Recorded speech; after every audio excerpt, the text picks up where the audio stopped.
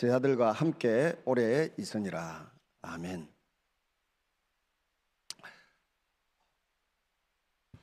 하나님의 백성들이 어떻게 해서 천국까지 가게 되는지, 그런 내용들이 오늘 본문에 잘 소개되고 있습니다. 여러분, 교회 다니시는 목적이 무엇입니까? 또 신앙생활을 하게 되는 이유, 목적이 무엇입니까? 첫째도 둘째도 셋째도 천국 가기 위해서입니다. 천국이 없다 그러면 교회 뭐하러 다닙니까? 천국이 없다고 하면 성경을 뭐하러 읽습니까? 천국 갈 꿈과 소망이 없다고 하면 우리가 왜 별로 성장 배경도 살아가는 삶의 방식도 같지 아니한 사람들끼리 어울려서 함께 살아가느라고 애쓰고 노력을 합니까? 오직 천국 소망 때문에 우리는 신앙생활을 합니다. 특히 저 같은 기질의 사람은 천국 소망 없으면 절대로 교회 다닐 사람이 아닙니다. 오직 천국 소망 그거 하나 바라보고 살아갑니다.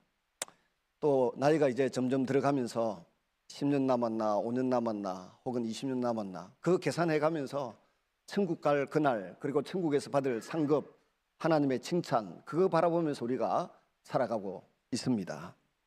그 다음 두 번째 교회 다니는 목적, 신앙생활 하는 목적을 찾으라 그러면 예수님 성품을 좀 담기 위해서.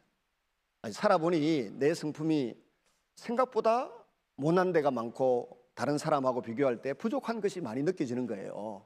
그래서 할 수 있으면 예수님 성품을 한번 좀 닮아보면 인류 역사상 가장 사랑이 많으시고 능력이 많으시고 하신 예수님 성품, 예수님의 능력, 그거 좀 가지고 살아봤으면 좋겠다. 이게 두 번째 목적입니다.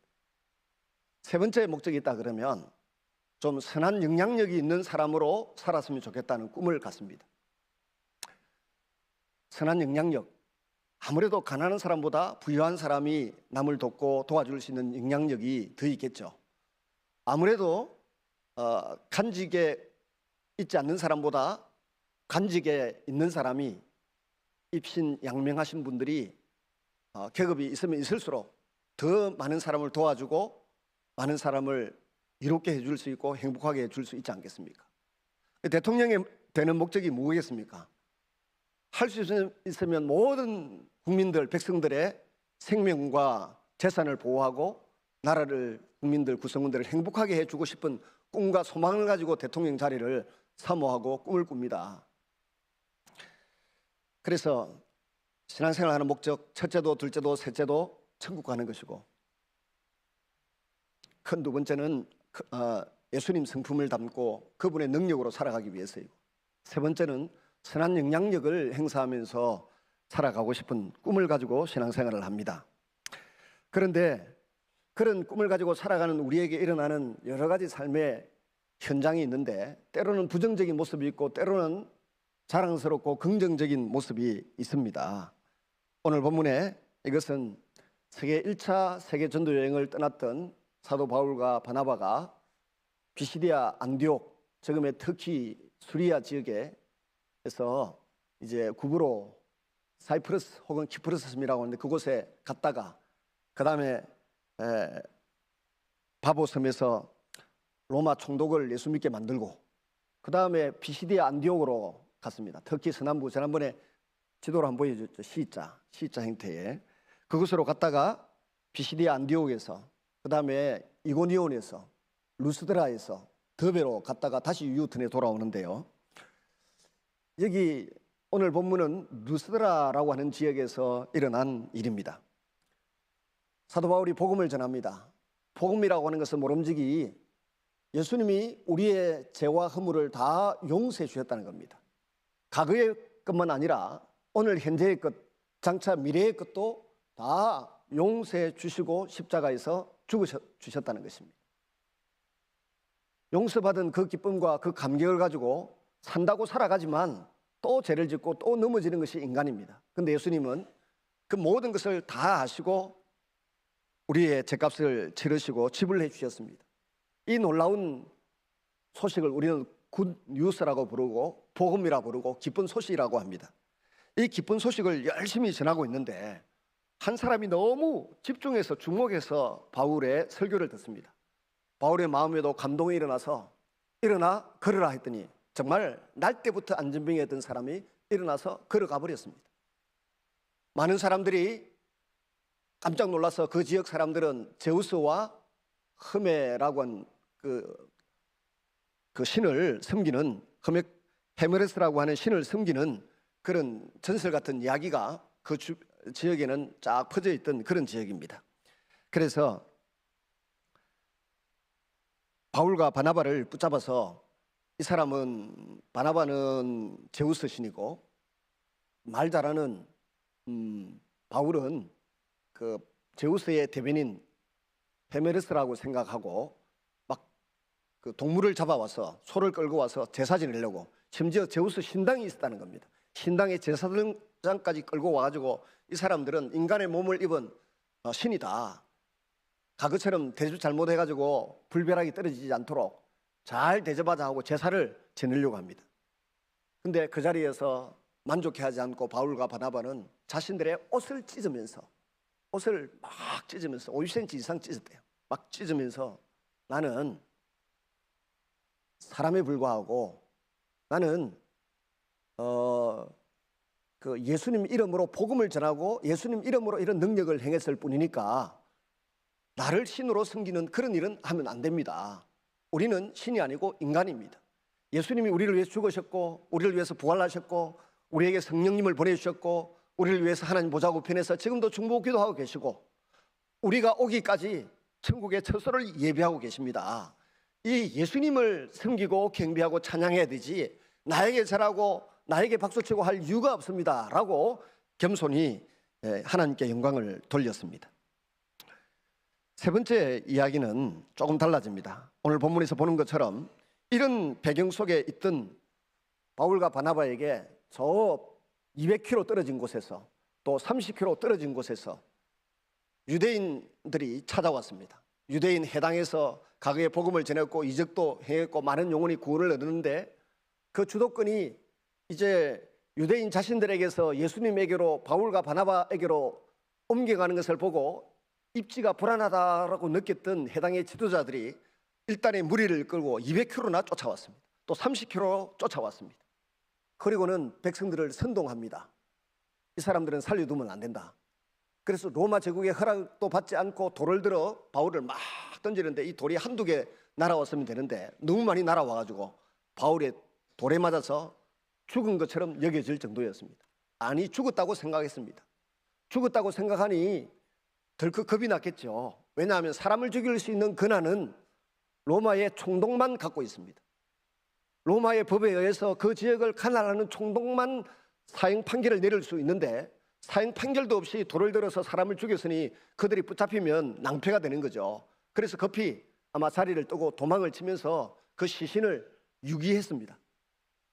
루스드라 성 밖에 한적한 곳에 바울의 시신을 갖다가 유기해놓고는 도망을 쳐버리고 말았습니다. 근데 바울을 찾아 따라 나섰던 제자들에 의해서 발견되고 다행히 감사하게도 바울이 큰 숨 내쉬고 벌떡 일어나서 다시 루스드라 성으로 들어갔습니다. 돌을 들어 자기를 죽이려고 하던 무리가 있던 그곳에 다시 되돌아간다는 것이 쉬운 일이 아닙니다. 그리고 그 다음날 일어나서 또 테베에 가서 복음을, 더베라고 되어 있는데 영어로 보면 테베 되어 있는데 그 지역에 가서 복음을 또 전해서 수많은 사람들이 예수님 믿고 제자가 되었다라고 합니다. 그야말로 예수님 가시는 그 길을 따라가고 믿음의 삶을 살겠다고 결심한 사람들이 있었다는 이야기입니다. 이런 배경 속에서 사도 바울이 복음을 전하면서 자기를 믿고 따르는 사람들에게 말합니다. 우리가 천국에 들어가기까지는 나처럼 이렇게 복음도 전하고 때로는 도래마다 죽을 위기, 환난도 겪고 또 때로는 박수도 받고 이렇게 하지만은 천국 가는 그날까지 믿음에 굳게 서서 살아가야 된다, 이렇게 권면하고 있는 것입니다. 유대 사람들이 특별히 안디옥과 이고니온에서 바울을 핍박해서 쫓아내었지 않습니까? 그래서 이 선교팀이 쫓겨나서 다른 지역으로 갔습니다. 그러면 되었지 무슨 억하심정이 있다고 이곳까지 따라와서 그렇게 할 필요가 있었겠습니까? 야고보서 1장 15절에 보면 욕심이 잉태한 적 죄를 낳고 죄가 장성한 적 사망을 낳느니라. 죄와 욕심은 자꾸만 자라갑니다. 한번 기회를 얻게 되면 자꾸만 눈덩이처럼 커지는 것이 죄의 성향입니다. 결국 사람을 악하게 만들어 버립니다. 바울을 핍박해서 쫓아내었으면 되었지 어떻게 하루길도 아닌 200km나 되는 길을 쫓아와서 또 돌을 던집니까? 근데 바울의 입장에서 가만히 생각해 보면 과거 자신의 모습을 떠올려 보면 수긍이 되는 바도 있습니다. 예루살렘에 있는 유대 사람들을 핍박하고 스데반을 죽였습니다. 그때 스데반을 죽이는 무리 가운데 동조하며 동의하며 있었던 사람입니다. 바울 자신이. 그리고 시리아의 지금 다메섹까지 쫓아가서 예수 믿는 사람 잡아다가 죽이고 예루살렘으로 끌고 오려고 가고 있던 중에 예수님을 만났습니다. 예수님이 찾아오셔서 바울을 만나 주셨죠. 그러니까 바울 자신이 지금 저 비시디아 안디옥에서 200km, 또 이고니온에서 한 3, 40km 이렇게 루스드라까지 쫓아온 그 유대인 해당의 지도자들이 한편 이해도 되는 것이 바울의 마음입니다. 내가 과거에 저렇게 하고 살았지. 드디어 내가 이제 거꾸로 그렇게 당하는구나. 이런 일을 생각하면서 아마 견디고 이겨내었을 것입니다. 아무래도 하나님께서 바울을 그런 경로를 통해서 거듭나게 하신 이유가 이런 일을 미리 내다보고서 그 전체를 돌아보면서 이해하고 수용하고 사랑의 사람으로 살아갈 수 있도록 이끄시기 위해서 섭리하신 것이 아닌가, 하나님이 안배하신 것이 아닌가 하는 생각이 들기도 합니다. 돌아보면 가끔 저도 부교육자들이 많이 있을 때도 있고 적게 있을 때도 있는데 보면 마음에 안 듭니다. 마음에 안 드는데 내가 저 나이 때 어떻게 했더라 돌아보니까 나는 저때 저보다 더 했다. 요즘 전도사님들이 새벽기도 잘 안 하잖아요. 새벽에 일어나가지고 가서 설교를 하고 있는데 우리 목사님은 외부 출장 가고 안 계시고 사모님이 자꾸만 앉아가지고 일하고 있더라고. 자꾸 일하고 있어서 이게 저 할머니가 아니라 돌아보니까 그때 사모님이 50대 후반이고 제가 25살 땐가 그랬는데 자꾸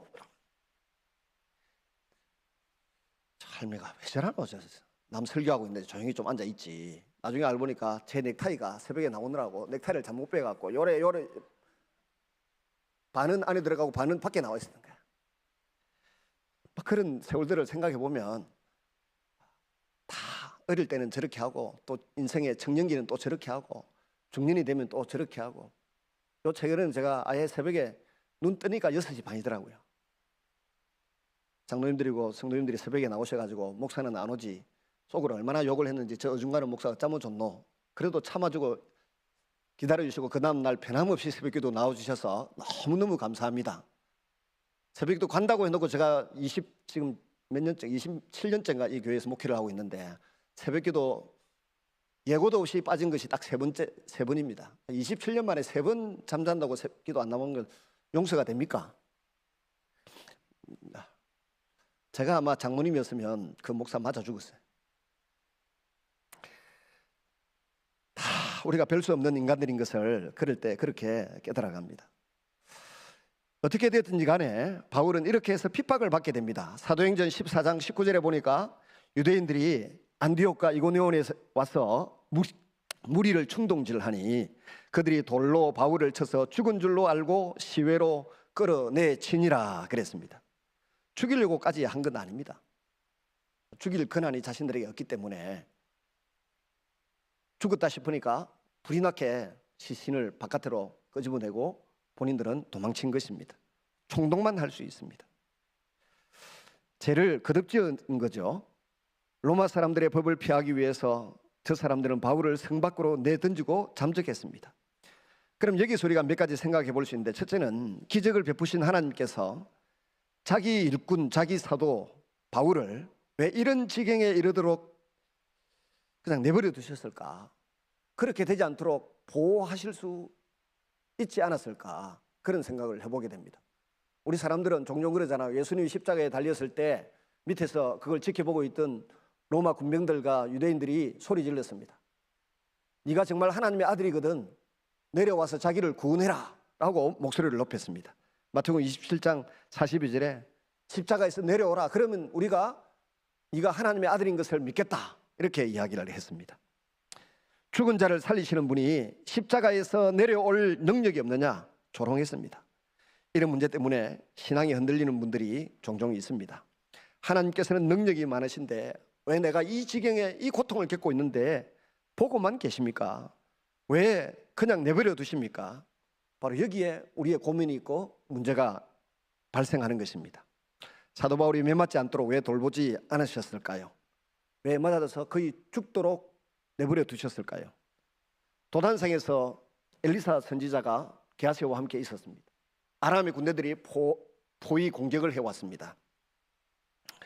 사람들이 눈이 멀어서 앞으로 나가지 못했던 것처럼 그때에 그 군사들 다 눈을 멀도록 하고 게하시에게는 눈을 열어서 하늘 군대가 더 많이 도단성을 지키고 보호하고 있다는 것을 볼 수 있도록 그렇게 기도했습니다. 눈을 열어서 보게 하옵소서. 우리의 눈이 열려져서 우리를 수호하고 지키는 천사가 우리 주변에 있다는 것을 염두에 두면 얼마나 좋을까요? 우리 자녀들이 군에도 가 있고 해외에도 나가 있고 선교사님들이 해외에서 고생도 하고 그러고 있는데 그들 곁에는 우리 주님 표현에 의하면 저들의 천사가 항상 내 아버지 앞에서 아버지를 배웁느니라 보호하고 지키고 있는 줄로 믿습니다. 여러분이 어디를 가든지 우리 주님이 우리와 함께 하십니다. 더 큰 능력으로 바울을 보호함으로 모든 사람들이 놀라서 예수님 알고 배우고 영접하는 일이 일어나도록 조치하시면 좋았을 것 같지 않습니까? 돌을 던지는데 팔이 마비가 되어버리면 얼마나 좋겠습니까? 그런데 그렇게 하지 아니하셨습니다. 바울로 하여금 이런 고난과 핍박과 어려움에 모면하도록 그런 능력이 나타나지 않았습니다. 그러나 분명히 알아야 합니다. 하나님의 능력은 핍박을 없게 하는데 나타나지 않고 오히려 작용하지 않았습니다. 이런 점을 우리에게 적용해 볼 필요가 있습니다. 어떤 때는 하나님께서 큰 위기 가운데 지키시고 보호해 주기도 하십니다. 죽을 뻔했는데 하나님이 지켜줬구나, 이런 느낌이 들 때가 있습니다. 근데 어떤 때는 왜 지켜주지 아니하셨을까, 이런 생각이 들 때도 있습니다.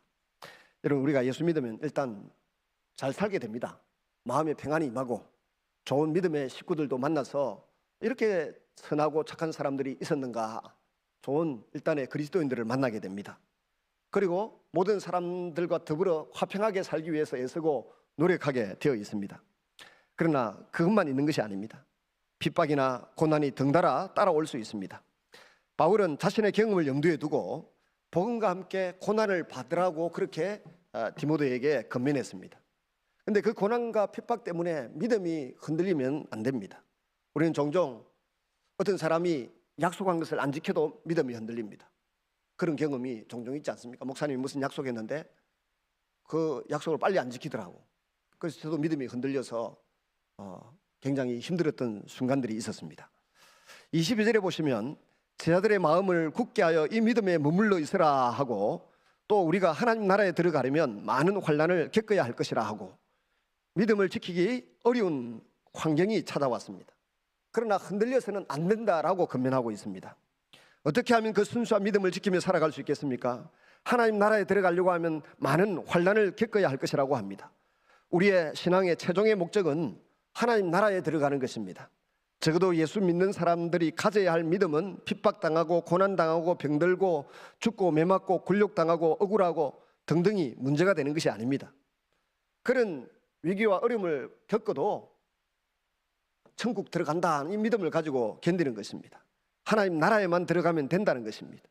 우리의 신앙의 목적을 천국 가는 곳에 두어야 합니다. 첫째도 둘째도 셋째도 거기입니다. 지난 주간에 유라시아 선교 대회가 있었습니다. 일부 유럽과 일부 아시아에 있는 선교사님들이 모였습니다. 한 60여 명이 모였는데, 첫날 저녁에 집회를 막 시작하려고 하는데 무슨 호텔에 불이 다 나갔어요. 정전이 돼가지고 불이 한 1시간 이상 불이 안 들어오더라고요. 저는 불이 안 들어와도 괜찮은데, 왜냐하면 원래 설교 원고도 없기 때문에 나오는 대로 또 늘기 때문에 다른 목사님들은 나중에 큰일 날 뻔했다고 그러더라고요. 다 원고 보고 읽으시더라고요. 제가 워낙 많이 돌아다니니까 원고가 필요가 없고 가지도 않습니다. 근데 설교를 마치고 나니까 한 분이 오시더니 제 아내를 위해서 기도 좀 해주십시오. 그래서 쫄쫄 따라 나갔더니 밖에 한 분이 들어 누워 계시더라고. 성근 사모님이 완전히 탈진, 기진맥진, 공황장애, 그다음에 또 뭐 깊은 위궤양 뭐 이런 걸로 누워 계시더라고요. 그래서 부부가 의논해서 따라가겠다 하면 제가 데리고 모시고 들어가겠다 했더니 마침 학교법인 이사장, 우리 고신어려운 이사장이 저한테 새벽기도 하고 있는데 거기 새벽기도 시간이 거기가 4시간이 늦어요. 시간이 우리 한국보다. 그러니까 9시쯤 돼서 한참 새벽기도 하고 있는 시간에 전화가 왔더라고요. 그쪽 현지 시간으로 6시 반이고 반에 새벽기도를 하고 있는데 학교법인 이사장은 여기서는 10시가 넘었으니까 제가 한국에 있는 줄 알고 전화를 해왔길래 마침 잘 됐다 싶어서 여기 한 분 지금 이렇게 있는데 어떻게 하는지 조치를 해가지고 내가 데리고 들어갈 테니까 조치해 주세요 하니까 바로 고신의료원의 최고 이제 실무를 맡아 하는 분이 전화가 오고 연락이 와서 제가 모시고 들어왔습니다. 급하게 모시고 들어왔는데 비행기 타기 한국 들어간다니까 멀쩡한 거예요. 거짓말처럼 멀쩡하더라고요. 그래서 이런 환자 아이가? 뭐 이런 생각이 들 정도였어요. 비행기 타고 어디서 그런지 모르겠는데 제가 그 여자 선교사님 보고 우리 비행기 타고 가다가 그냥 천당 가면 왔답니다. 그냥. 그랬더니 이 여자 선교사님이 이렇게 이야기합니다. 저는 조금의 가장도 없습니다. 그냥 비행기 타고 가다가 아니면 설교하다가 그냥 천당 가면 그걸로 끝이다 인생이라고. 우리가 인생 살아봤지만 별거 있습니까? 별거 없습니다. 다 지나가는 순간이고 며칠 전에 제가 마음이 너무 아프고 쓰린 순간이 하나 있었습니다. 박 목사님이 저하고 단둘이 카페에 앉아서 차를 마시다가 남 목사 남는 것이 하나도 없다. 딱 지금 이 순간만 우리에게 중요하고 남아있다. 그렇잖아요. 화려하게 살아오셨어요. 총회장도 하시고. 근데 지금 딱 보니까 남는 거 하나밖에 없다. 지금 이 순간이 가장 중요하다. 제가 선교사님 앞세워서 따라오면서 비행기 타고 가다가 그냥 우리 하늘나라 천국 가보면 그만입니다. 그랬더니 그게 너무 좋습니다. 그랬더니 하는 말이 목사님하고 우리 성도들 다 같이 그냥 천국 간다 하면 저는 그 오케이입니다. 그러더라고. 혼자는 안 가고 싶은가 보더라고요. 우리는 천국 가는 거기에 목적을 줍니다. 교회를 다니면서도 어떤 사람은 천국이 있다, 지옥이 있다 그런 거 잘 안 믿는 사람 많이 있습니다. 근데 그게 무슨 소용입니까? 천국을 두려워하지 않고 천국을 사모하지 않고 지옥을 두려워하지 않으면서 교회 뭐하러 다닙니까? 우리가 교회 다니는 가장 중요한 목적, 복음을 듣고 기도하고 헌금 생활을 하고 살아가는 목적은 천국 가기 위해서입니다. 저도 한때는 잘 나갔을 때가 있었습니다. 초등학교 때 축구 선수를 했는데 골을 넣어가지고 우리가 3등에서 3등. 초등학교가 거제도에 52개가 있고 중학교가 12개 있는데 3등 했으면 잘한 거 아닙니까? 골 멀리서 몰고 들어가지고 골 넣었는데 애들이 와서 행가래 치고 대학 다닐 때도 릴레이 개주 해가지고 2, 3등 하고 들어오다가 1등을 한 적이 한두 번이 아닙니다. 친구들이 와서 하늘 높이 저만 기억하고 있지 다른 분들은 다 기억을 못 하더라고요. 그때 그랬나? 이 달리 좀 뛰긴 뛰었지. 뭐 그 정도지 기억도 못 합니다. 제가 대학 졸업할 때 부산시 교육위원회 위원장상을 받았습니다. 말이 많았습니다. 또 군에 있을 때 삼성 장군한테 상을 받았습니다. 나병선 괜히 받았다 싶더라고요. 그분 국회의원 돼가지고 사고 치는 거 보니까. 하여튼 근데 그게 무슨 소용이 있습니까? 아무도 알아주지 않고 기억 안 납니다. 내가 상 받았다고 여러분 오늘 커피를 사줄 깁니까? 요새 이력서 자꾸 써내라 해서 써주다 보니까 그게 생각이 나서 그 두 가지만 적었습니다. 지나간 삶은 다 덫이 없고 의미가 없습니다. 잘했든 잘못했든 별로 중요하지 않습니다. 중요한 것은 오늘 이 순간 내가 예수님 믿고 있고 예수님 안에 있기 때문에 오늘 이 세상을 떠나도 우리는 천국 간다는 사실을 믿습니다. 그 목적 하나 가지고 살아갑니다. 감사한 것은 자격도 없고 공로도 없는 우리를 한 사람 한 사람 하나님 나라에 데리고 가려고 애쓰고 노력하고 있습니다. 사도 바울이 본문에 애쓰고 노력하고 있고 오늘날 우리 교회의 성도들이 노력하고 있습니다. 우리 모든 성도들의 물질을 드리고 또 차량 운전을 하고 주방에 여름에 식당에서 밥을 해내고 또 바쁜 시간을 쪼개가면서 예배에 참여하고 하는 모든 일들의 목적이 뭡니까? 나도 천국 가고 천국은 우리는 예수 믿음으로 이미 따놓았습니다. 티켓을 이미 가졌습니다. 비자를 받았습니다. 더불어 함께 가기 위하여 애쓰고 노력하고 헌신하고 있는 줄로 믿습니다. 한 영혼이라도 더 주님의 나라에 들어가도록 힘쓰고 애쓰고 있습니다. 얼마나 악전고투를 벌이고 있는지 생생한 증언을 들었습니다.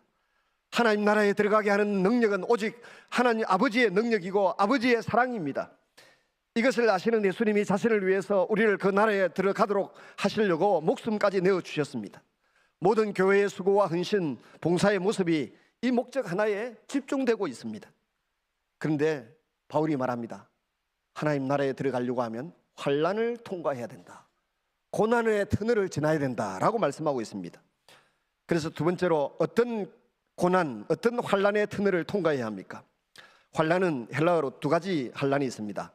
한국어로 번역되긴 했는데 우리가 시험도 두 가지가 되죠. 시험, temptation, 유혹이 시험입니다. 시험으로 번역되어 있어요. 마귀가 하는 거죠. 하나님은 우리를 유혹하지 않습니다. 마귀가 유혹합니다. temptation. 그 다음 시험이 뭡니까? 테스트죠. 또 어떤 건 고난을 트라이얼을 시험이라고 번역해 나왔습니다. 한국어는 시험인데 시험이 영어로 보면 서프링, 또 트라이얼 그리고 템프테이션 이렇게 세 가지로 나누어집니다. 하나는 연단이고 하나는 여러 가지 어려움 공경을 만났을 때 그걸 시험이라 그럽니다. 환난도 보니까 헬라어로 두 가지가 있습니다.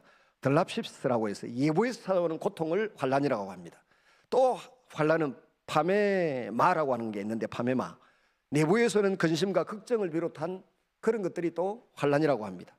그런데 가장 좋은 것, 가장 귀한 것을 얻기 위해서는 희생해야 할 것이 있는데 그것이 바로 환난이고 고난의 터널을 지나야 하는 것이라 그런 말입니다. 오늘 사도 바울이 그 모습을 메시지화해서 우리에게 보여주고 있습니다. 그래서 한 4대까지로 정리하면 첫째, 고난에는 메시지가 있고 교훈이 있습니다. 고난이 꼭 나쁜 것만이 아닙니다. 믿음을 깨끗한 믿음으로 만듭니다. 혼합되어 있는 것들이 사라지게 만듭니다. 용광로에서 철을 재련하고 금을 뽑아내듯이 정금 같은 순결한 믿음을 갖게 합니다. 디모데후서 3장 12절에 무릇 그리스도 예수 안에서 경건하게 살고자 하는 자는 핍박을 받으리라. 적당히 타협하고 살면 핍박이 없습니다. 그러나 믿음으로 살려고 하면 아무래도 믿음을 가지지 못한 사람들하고는 부딪히는 부분이 있습니다. 생각이 다르고 삶의 방식이 다르고 지향하고 추구하는 바가 다르기 때문에 갈등이 일어나고 다툼이 일어납니다. 그러나 타협하면 그런 핍박은 안 찾아옵니다. 그런데 우리는 핍박이나 환난을 통과하면서 하나님 나라를 향하여 걸어가고 있습니다. 그러면 다시 살펴볼 때 왜 고난을 당해야 하는 것입니까? 이것이 하나의 원리입니까? 아니면 실제입니까? 두 가지 다입니다. 우리가 당하는 모든 고난은 하나님의 능력 안에 있습니다. 그래서 두 번째는 그리스도인이 당하는 고난은 하나님의 능력 안에 있다. 능력에서 떠나는 일이 아닙니다. 하나님께서 우리를 하나님 자신이 보시기에 아름다운 작품으로 만들어 가시기 위해서 고난의 자리에 성도들을 두십니다. 우리 자녀들이 바이러스에 감염되지 않고 천년두 백일에 온갖 간에 이상이 없도록 장티푸스에 걸리지 않도록 예방주사를 놓을 때 아이들은 두려워 떱니다. 고난입니다. 고통입니다. 근데 잠시 고통과 고난을 겪고 나면 여러 가지 바이러스에서 자유를 얻지 않습니까? 총균세 다이아몬드 제럴드 교수의 명 베스트셀러가 있습니다. 거기에 보면 유럽 사람들이 저 남미를 정복했는데 총으로 정복도 했지만 세균을 가지고 세균을 일부러 담아서 가져간 게 아니고 자기 몸에 이미 바이러스들을 많이 갖고 있었는데 이 사람들은 유럽에서 많이 죽으면서 몸에 면역 체계가 형성이 돼가지고 바이러스에 잘 견뎌내는데 저 남미 쪽에 이 사람들이 식민지 개척하러 가서 보니까 자기들에게 있던 바이러스를 자기도 모르게 퍼뜨리는 거죠. 그래서 남미에 있는 사람들이 총에 맞아 죽기도 했지만 그 바이러스에 감염되어서 다 죽고 유럽에게 정복을 당해서 남미 지역에 가면 전부 스페인어 쓰고 전부 포르투갈어 쓰고 그 판이 되었다고 이 총균세라고 하는 다이아몬드 제럴드 교수의 명저서에 보면 그렇게 소개가 되고 있습니다. 그래서 우리가 이렇게 바이러스에 감염되는 것을 막기 위해서 미리 예방하기 위해서 주사 맞듯이 하나님은 우리에게 찾아오는 여러 가지 시키실 큰 일을 잘 감당할 수 있도록 하기 위하여 미리미리 준비를 시킵니다. 미리미리 준비를 시키는 그것이 연단이고 환난이고 고난입니다. 우리 아이들에게도 극기 훈련 시키잖아요. 초등학생도 중학생도 고등학생도 어디 극기 훈련 시키는 그런 캠프장이 있더라고요. 군대 가보세요. 그보다 훨씬 힘든 극기 훈련을 합니다. 6개월 훈련 받습니다. 초등학교 많이 해본 사람들은 쉬운데 안 해본 사람들은 얼마나 힘들겠습니까? 마찬가지입니다. 하나님께서 우리에게 큰 일을 맡기시고 큰 능력을 나타내고 하나님 자신을 증거하는 일에 꼭 필요한 훈련을 시키는데 그것이 고난이고 연단의 터널을 지나갈 수도 있다는 것입니다. 욥을 9개월 동안 극심한 환난을 통과하게 했습니다. 7 아들이 죽고 3 딸이 죽고 전 재산이 한순간에 다 날아가고 종들이 다 도망가고 아내마저도 가장 힘들 때 곁을 지켜줘야 될 아내마저도 당신 생일을 저주하고 죽으라 그러고는 신발 벗고 도망갔습니다. 그런데 자기 머리에서부터 발까지 제일 고통스러운 것이 피부병인데 종기가 나고 피부병이 생겨서 어마어마한 고통을 겪으면서 기와장을 가지고 자기 몸을 들들 긁어도 사라지지 않는 고통을 겪으면서 9개월을 지냅니다. 그러면서 욥이 해내는 놀라운 믿음의 고백들을 보면 놀랍지 않습니까? 욥기 23장 10절에 보시면 그러나 내가 가는 길을 그가 아시나니 그가 나를 단련하신 후에는 내가 순금같이 되어 나오리라. 내가 가는 길을, 내가 겪고 있는 이 고통의 길을 하나님이 알고 계신다. 그래서 이 고난의 터널을 지나고 난 이후에 내 인격이, 내 성품이, 내 사람됨의 그릇이 순금같이 될 것이다.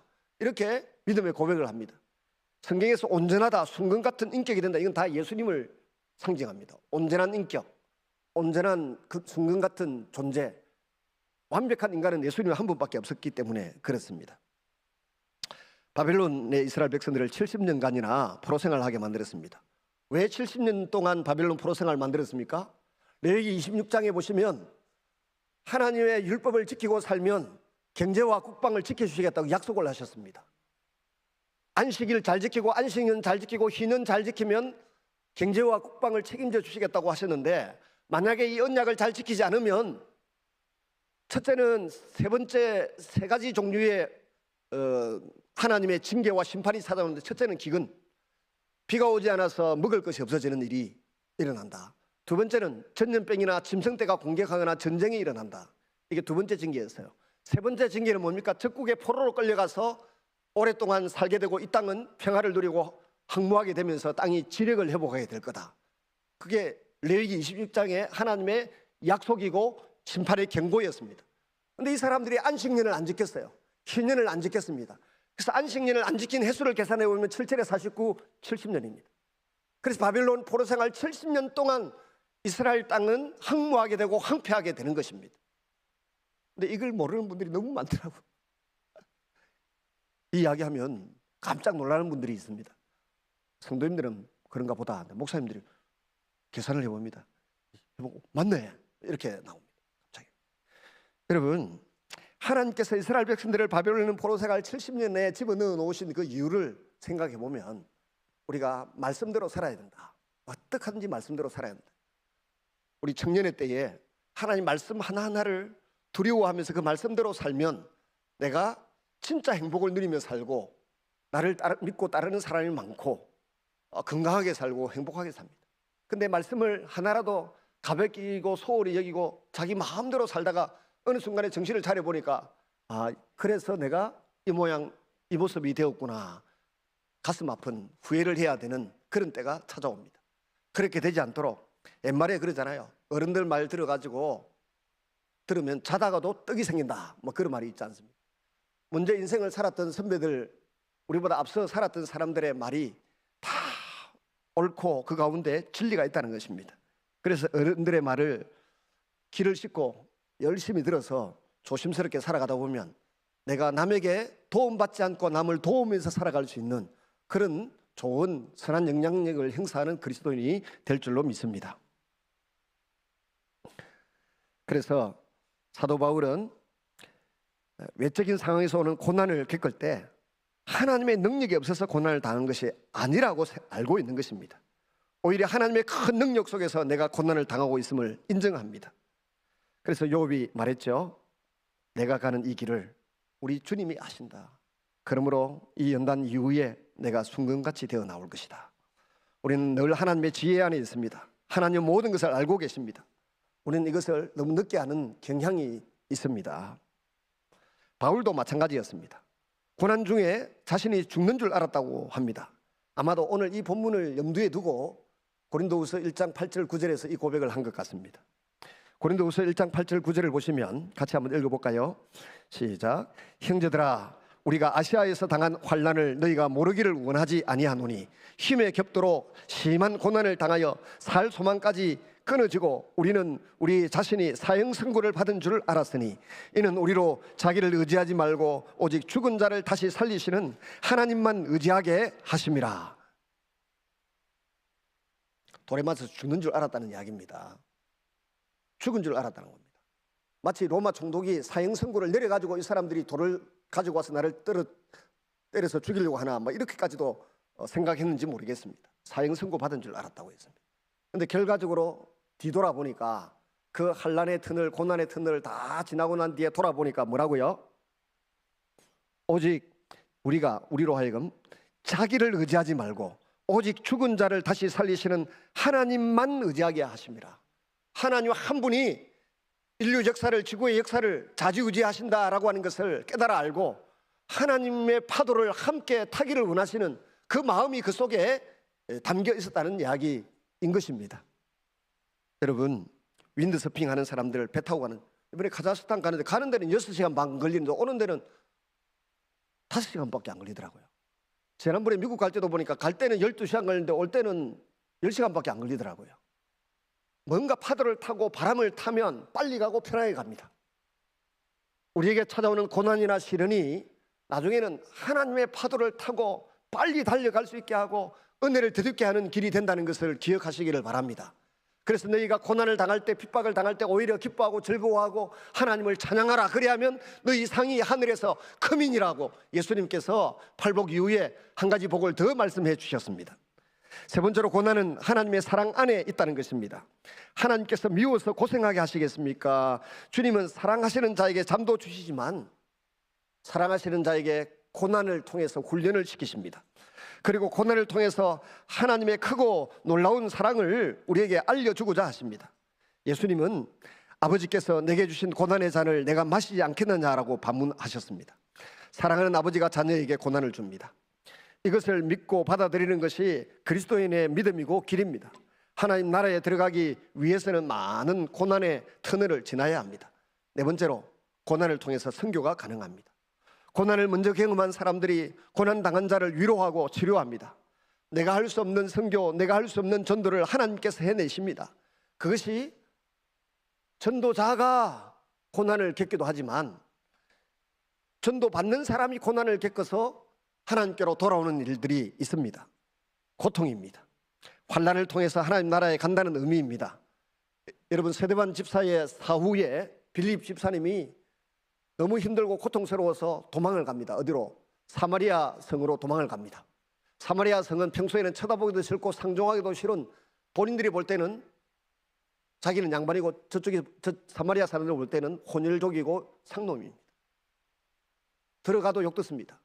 그런데 피할 길이 없으니까 거기에 피하면 안전하겠다 싶어서 들어갑니다. 고난 때문에 거기에 들어가서 그 사람들에게 내가 여기까지 오게 된 이유를 쭉 설명했더니 그 사람들이 예수님을 영접하고 성령을 받고 세례를 받고 하는 일들이 일어났습니다. 고난을 통해서 구원받는 사람들이 많습니다. 이번에 아제르바이잔이라고 우리 교회가 돕는 조소 선교사님이라는 분이 있습니다. 그곳에 이번에 집회에는 안 오시고 안식년 들어와서 한국에 들어와 계시다고 하는데, 아제르바이잔에서 온 목사님이 간증을 사석에서 잠시 하시더라고요. 제가 하고 있는 일들이 신기하니까 자꾸 따로 시간을 내달라고 해서 따로 앉아서 이야기를 하는데, 목사님, 그 능력 전도, 능력 치유 이런 게 우리 아제르바이잔에 필요합니다. 그런 이야기가 결혼을 안 하려고 하는데, 소녀가 결혼을 안 하려고 하는데 집에서 강제로 결혼을 시켰대요. 근데 이 남편이 이 결혼한 부인을 버리고 도망을 가버렸어요. 그리고는 저주를 걸었대요. 이 소녀, 결혼한 10대 이제 10대 후반의 이 자매에게 저주를 걸었대요. 그게 통한대요.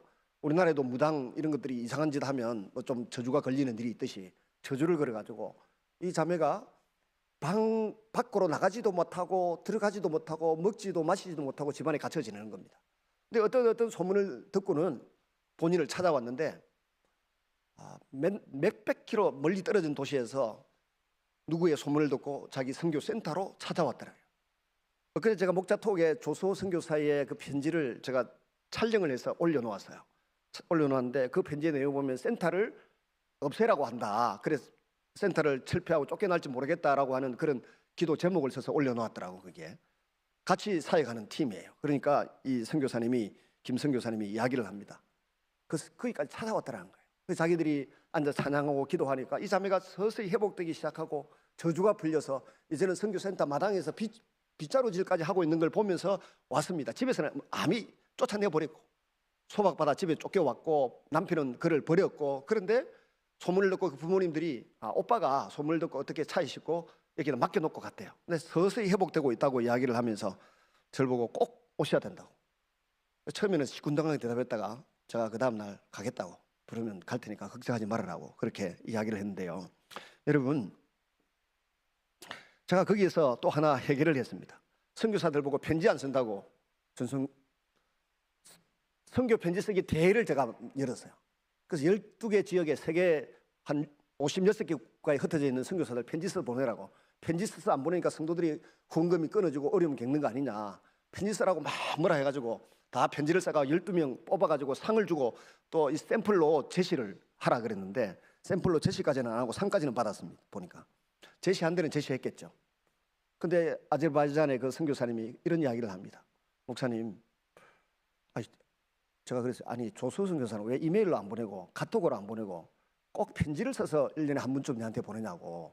그러면 내가 그 사진 촬영해갖고 목자톡에 옮기려니까 피곤하고 귀찮다.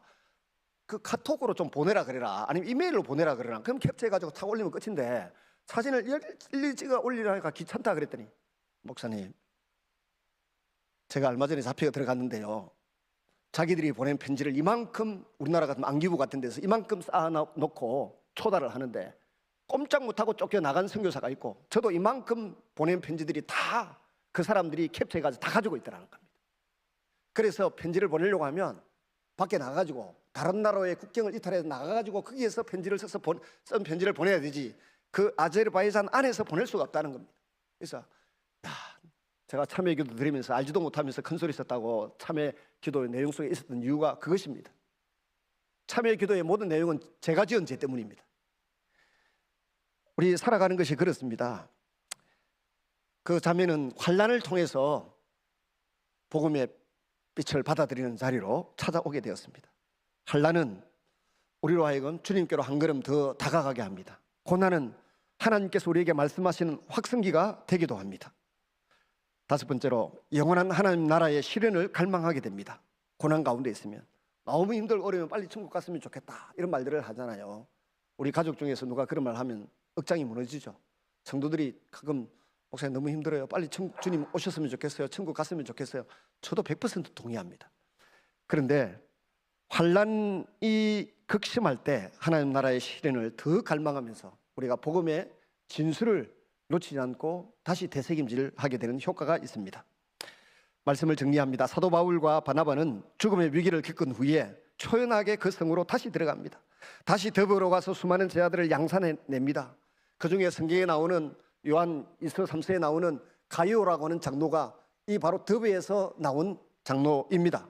섬기기를 잘하고 손님 대접을 잘하고 모범이 되는 그런 장로가 이 더베에서 일어나게 되는 것입니다. 고난을 우리가 잘못 해석하면 두 번 다시 그곳은 쳐다보기 싫습니다. 군대에 제대한 사람들이 군 부대가 있는 쪽을 향하여서는 다시는 소변도 보지 않겠다 이런 말을 하고 제대를 합니다. 그런데 가끔은 다시 찾아오는 병사들이 있습니다. 너무 좋았다는 거죠. 군대 생활이 자기를 새로 태어나게 했다는 겁니다. 바울은 고난당한 곳을 다시 되돌아 들어갑니다. 다시 더베에서 루스드라로, 이고니온으로, 그리고 비시디아 안디옥으로, 비시디아 전지역, 그리고 밤빌리아, 버가, 아탈리아를 통해서 다시 수리아 안디옥으로 돌아옵니다. 왜요? 하나님 나라를 전하고 자신을 통해서 예수 영접한 그리스도인들이 너무 소중하고 온천하보다 귀한 가치가 있는 사람들이기 때문에 다시 돌아가서 만나는 것입니다. 이것이 사역자의 길이고 이것이 그리스도인의 길입니다.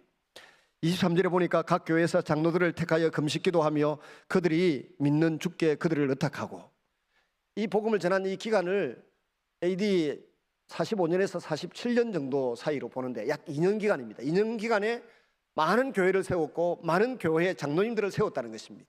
우리 교단 헌법으로 과거에는 장로님이 7년에 피선거권이 있었습니다. 지금은 3년 지나면 피선거권이 있습니다. 여러분, 2년 만에 세워진 교회와 장로들, 이들을 위해서 금식 기도하고 주님께 그 모든 성도들을 의탁합니다. 하나님을 아버지로 모시고 의지하고 교회 공동체를 어머니 품처럼 생각하면서 살아가야 우리가 온전한 구원을 누리게 됩니다. 교회를 통해서 말씀을 받고 도와 젖을 먹고 교훈을 받고 양육을 받고 하늘나라에까지 가는 것입니다. 그러기 위해서 우리는 교회라고 하는 이 거룩한 공동체, 종말론적인 공동체의 구원을 알아야 합니다. 23절이 가만히 보면 바울이 본을 보이고 있습니다. 지도자로서 본을 보이는 것입니다. 설교를 말로도 하지만은 행동으로 합니다. 행동으로 보여줄 때 설교가 더 힘이 있고 믿음이 가는 것입니다. 그리고 믿는 주님께 성도들을 맡깁니다. 우리는 우리 자녀들을 돌보아달라고 위탁할 수밖에 없습니다. 저 해외에 나가 있는 선교사들, 입대하는 자녀들, 유학 가는 자녀들, 객지 생활하는 자들 하나님께 맡기는 수밖에 없습니다. 이들이 바울이 오늘 전도한 이 사람들이 나중에 에베소 교회를 이루고 에베소 교회를 잘 성장시키고 부흥시켜 나갑니다. 그러다가 1910년경에 그 유명한 로잔 협약에 의해서, 로잔 대회를 한국에서 한다고 요즘 준비하고 있던데, 로잔 협약에 의해서 터키에 있던 믿는 사람들을 한 200만 정도를 옮겼대요. 유럽 쪽으로. 유럽에 있던 이슬람을 이쪽으로 옮겼대요. 공식적으로 옮긴 인원이 약 110만인가 그런데 그건 공식적인 숫자고 실제로는 한 200만 내 오늘 바울의 전도를 통해서 믿었던 무리들의 그 후손들이 저 그리스 쪽으로. 그래서 그리스는 기독교 인구의 90%가 기독교인들입니다. 이 에베소 교회 후손들이 오늘날까지 믿음 생활을 이어가고 있다는 것을 우리가 잊지 말아야 합니다. 26절 끝에 전에 하나님의 은혜에 부탁하던 곳으로 돌아왔습니다. 오직 은혜로 감동받아서 출발하고 진행했습니다. 그리고 선교의 열매가 있었습니다. 이제 그 은혜의 자리로 되돌아왔습니다. 그리고 간증합니다. 내 힘과 내 성질과 내 능력으로 안 되는 것을 기도하면서 우리는 주님께 의탁해야 됩니다. 27절 말씀 같이 읽습니다. 시작. 그들이 이르러 교회를 모아 하나님이 함께 행하신 모든 일과 이방인들에게 믿음의 문을 여신 것을 보고하고 제자들과 오래 있으니라. 믿음의 문을 이렇게 여셨습니다. 제가 말씀 설교 제목을 여러 가지로 잡았습니다. 그리스도인의 길 했다가 믿음의 문을 여셨다 했다가 결국 제 원고에는 믿음의 문을 이렇게 여셨습니다. 이렇게 되어 있습니다. 말씀을 통해서 믿음의 문을 열었습니다. 표적을 통해서 믿음의 문을 열었습니다. 환난과 고난을 통해서 믿음의 문을 열었습니다. 장로들을 세움으로 믿음의 문을 연 사람들을 더 견고하게 붙들고 세워 나가도록 했습니다. 그야말로 넘어져도 다시 일어섰습니다. 오뚜기 그리스도인입니다. 오뚜기 사역자입니다. 또 재방문합니다. 교회를 굳건히 세워 놓았습니다. 그리고 비시디아 안디옥에서 있었던 그 모든 일들, 그 사람들이 핍박하고 공격했던 루스드라 이고니온에서 겪었던 그 고통 다 잊었습니다. 그리고는 수리아 안디옥에 돌아와서 또 올해 한 2년 정도 있다가 나중에 예루살렘으로 가는 장면을 다음 주부터 보게 됩니다.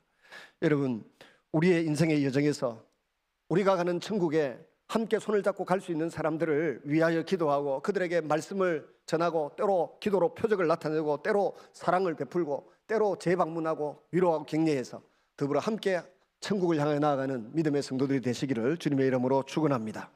주신 말씀을 기억하면서 함께 기도하겠습니다. 내 전도 대상자가 되는 사람들을 떠올리고 기도하겠습니다. 믿음이 연약한 성도들